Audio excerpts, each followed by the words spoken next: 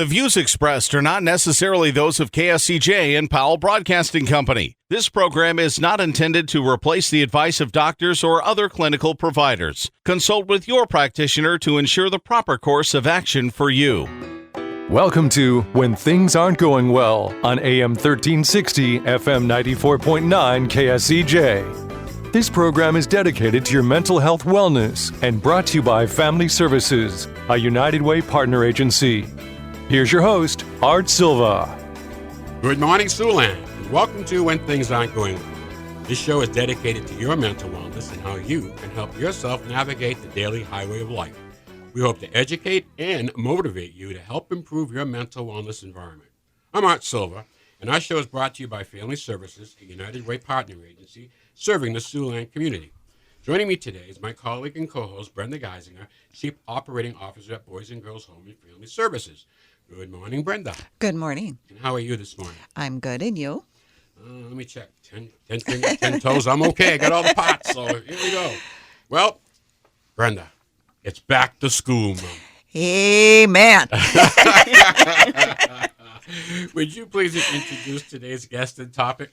Christy Spicer is with us today. She's a family service therapist and also a certified play therapist. Welcome, Christy. Good morning.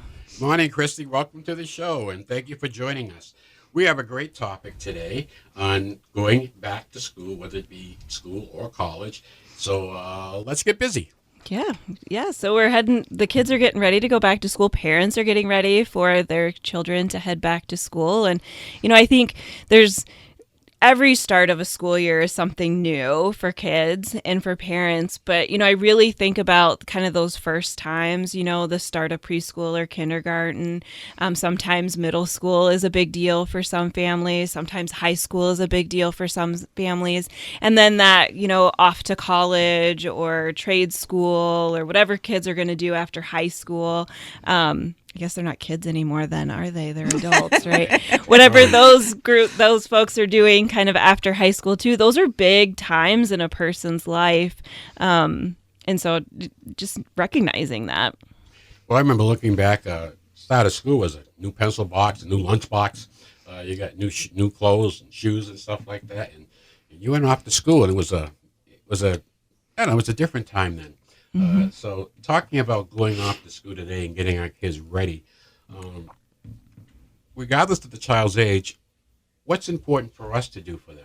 I think it's good to be talking about the upcoming changes and to just, acknowledge that they might have some different feelings about it. And sometimes those are nervous feelings, excited feelings, those kinds of things.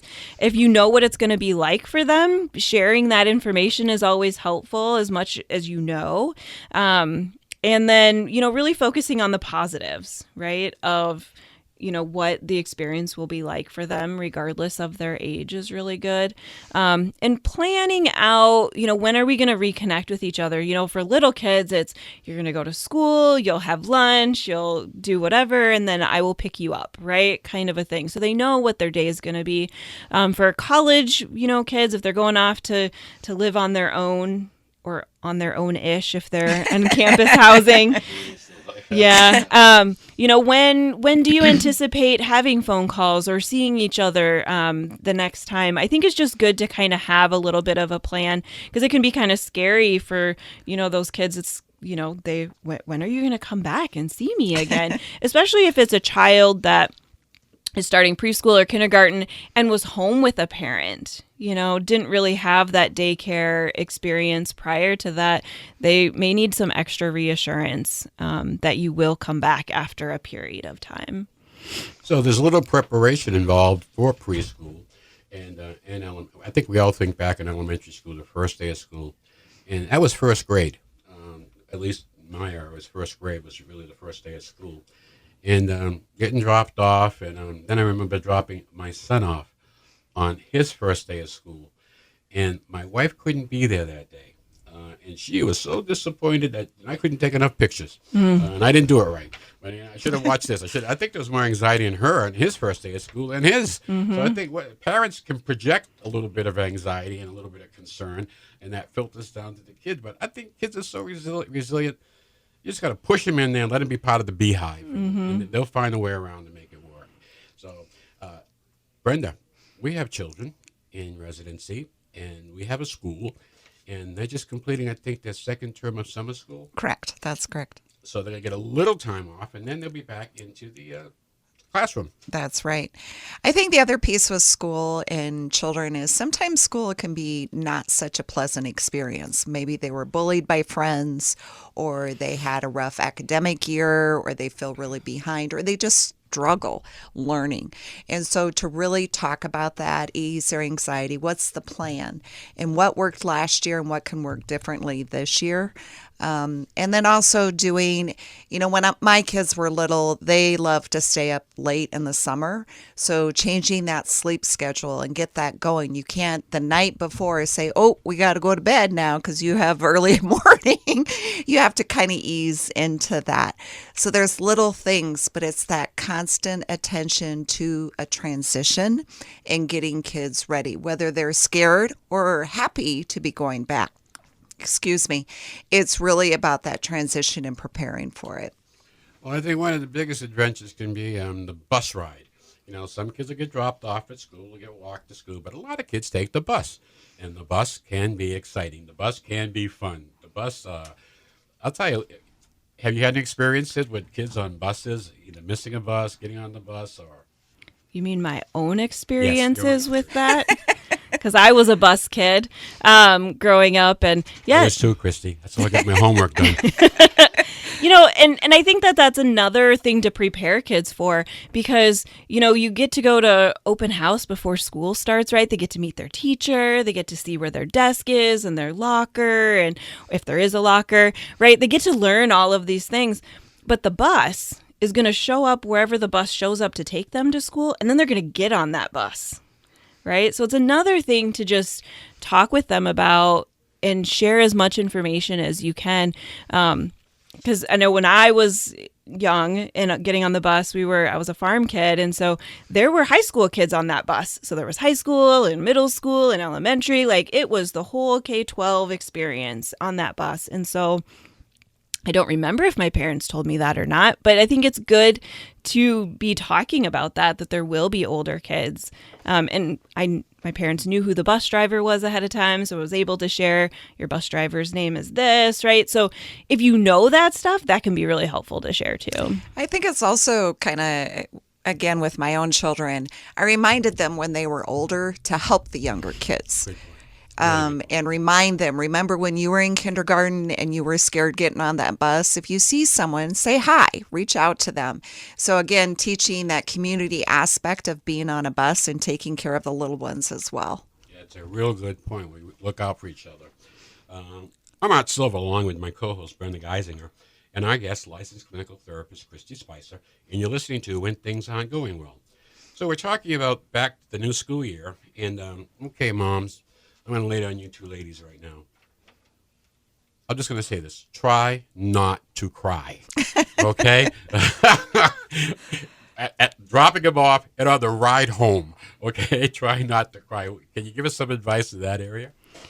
Well, I think it's this idea of how do you want your kids to approach a situation, right? We had talked about that a little bit earlier. And, if you're really upset, they're more likely to be like, oh my gosh, if my mom thinks this is a big deal or my dad thinks this is a big deal, this must be a big deal.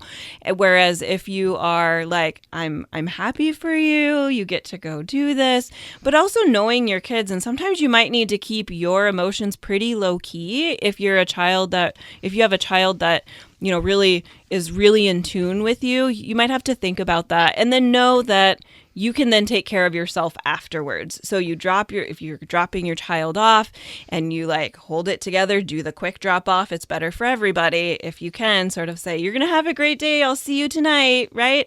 Reassuring that reconnection's going to happen. Off they go. And then if you need to have your cry or whatever after that, you can do that at that time. And I think it's important too to then know what you need as a parent after that drop off, after your child's going off that first time. Are you going to be able to go to work that day? Do you need to take the day off? Is it a day that needs to be full of activity, or do you just need it to be low key for yourself as well? And so just kind of knowing that about yourself and having a plan I think will help too. You mentioned something earlier, Christy, that I see real important right now, and that is reconnect with your kid, your child, at the end of the day. So when that school bus pulls up, that reconnect part happens with you and your child. And that's a good time to talk about what happened that day, how they're feeling, and welcome them home. Yeah, absolutely. I think some kids might be on overload after that first day, especially. So be aware of that. You might ask them, how was their day? And they're like, Fine. fine.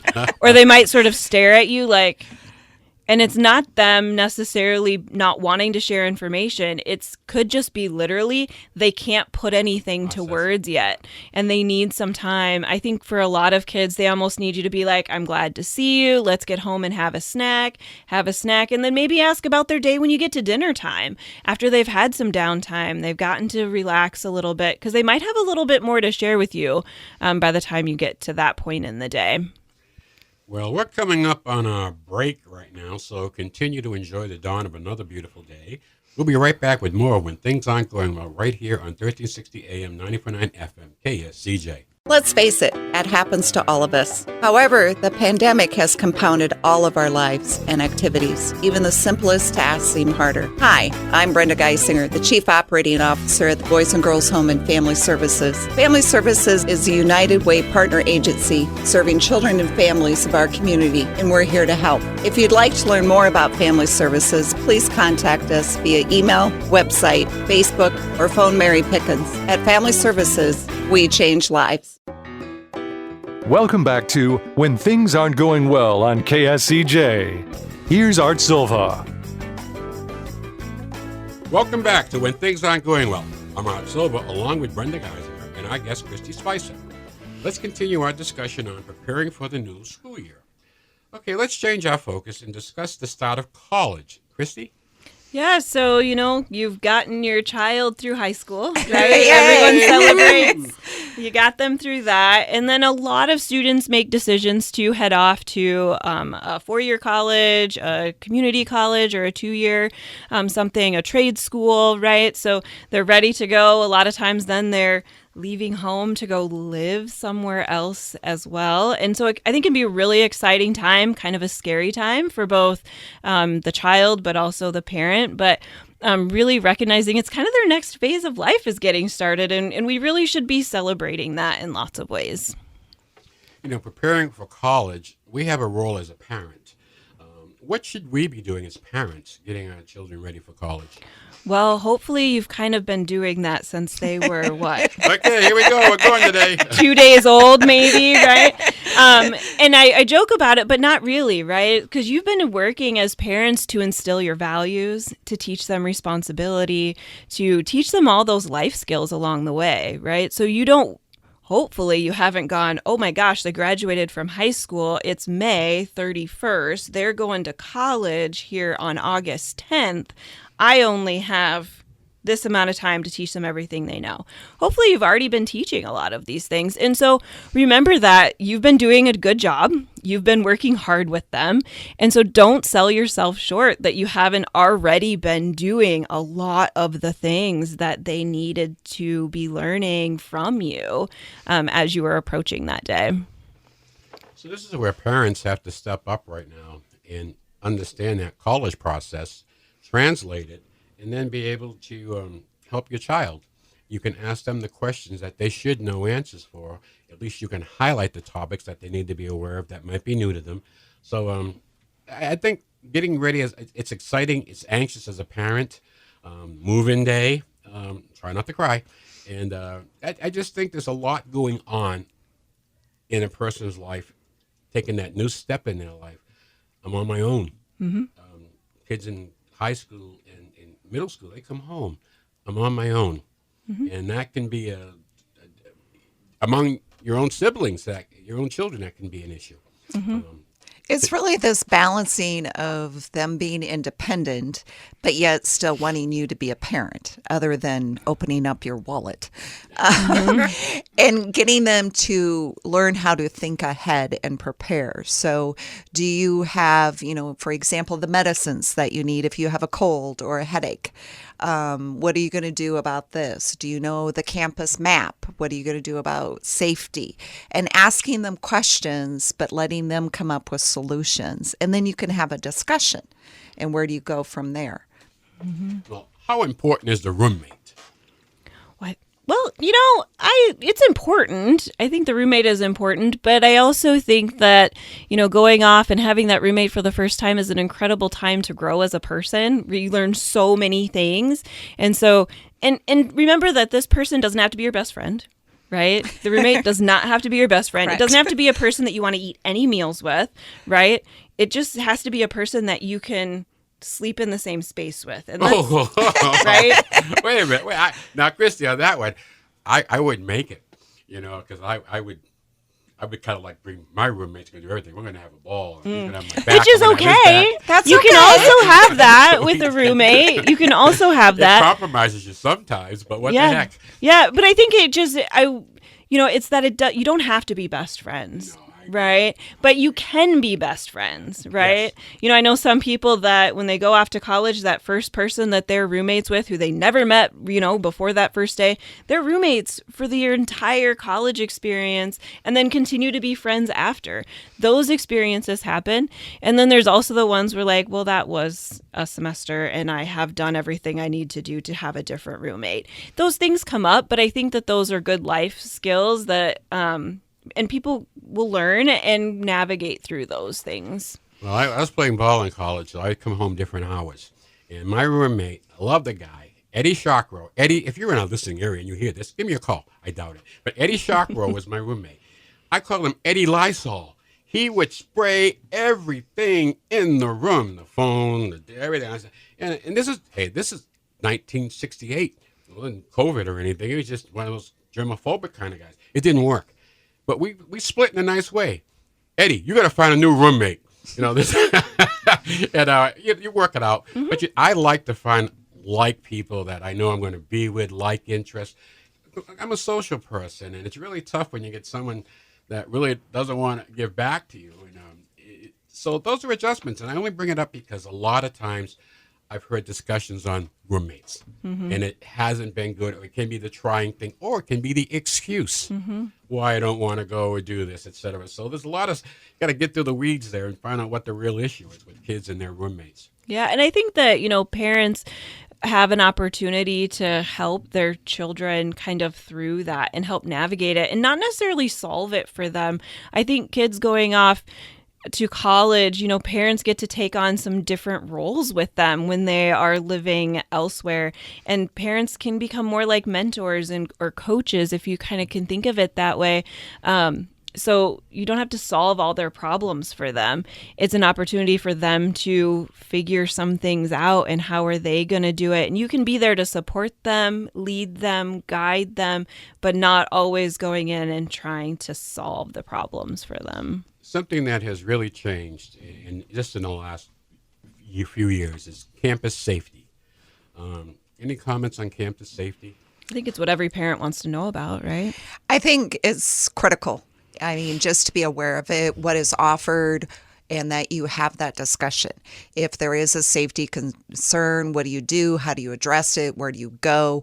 What are the safety nets that the campus has in place?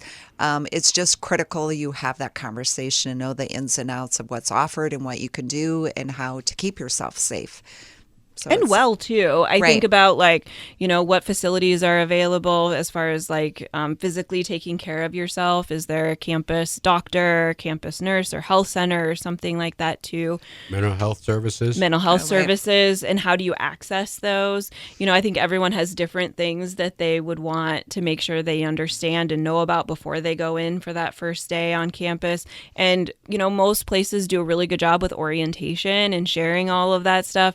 So as a parent, go to those orientations that are offered for parents, because then you know what you need to know as your child might be coming to you. But also encourage your child to go to those orientation activities as well. Not only do they get to meet people and start to form their own friendships, being in this new place, but they also get to learn those things that are going to be valuable to them throughout their time on that campus. Vern, I got a question for you. And I think every parent at home that's had a kid come home for college, what are the new rules, huh? What do you find out? Now they're home for the first time and they've been living on their own. Yeah, it's a readjustment of their back, and they're used to living on their own, and now you're back together, and they want you to be, per se, a mom again, do my laundry, do my dishes. So it's an adjustment, whether it's a short break that they have or it's for the summer. And again, it's just navigating and having those conversations. This is what I'm going to do. These are my expectations. Yeah, you're not in college and you don't get to stay out till 4 a.m. and come home and make a mess. Some families may be okay with that. But again, you're re-cohabitating and you got to figure that out. It's something that, is there. We all handle it differently, but it has to be addressed. Go on, Kristen. Was going to say, I think one thing, too, to plan for that first visit home is when is that first visit home going to be? I oftentimes, when I'm working with a college-bound individual, I say, don't come home the first weekend. You need to stay there the first weekend. And I think it's good for everybody, even though sometimes that first weekend might be Labor Day weekend. So it's a holiday and you got an extra day. But I encourage, get settled, right? Because you are going to feel some probably homesickness, right? And your parents are probably going to be like, I want my baby back. A lot of parents will want their baby back, right? But I think staying helps set some tones for that. Hopefully you're going to have a life there as well. And it's not just going to be this back and forth all the time. This has been a great discussion this morning. I really enjoyed it. Christy, thank you for sharing your expertise. Brenda, thank you. We're coming up to the end of our show for this week, and we want to leave you with a little humor for your mental wellness. So here's our weekly joke. Parent, what happened at school today? Child, in class we played a guessing game. Parent, but I thought you had a math exam. Child, that's right. Thank you, Brenda. Thank you, Christy.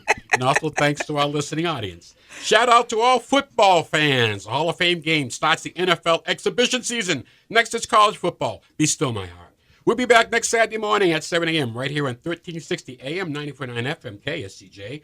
Your homework this week is to go out and have a good laugh. It's good for the soul. Have a great week, and may the sun shine on you. Happy trails to you until we meet again. Happy trails to you. Keep smiling until then. Happy trails to you till we meet again.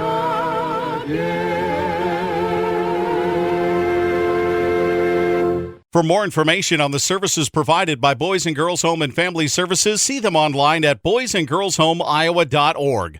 Or you can call 712-293-4700 to get more information about family services, residential treatment, the Opportunity School, the Siouxland Family Center, and more. At Boys and Girls Home and Family Services, we change lives. We change lives. We change lives.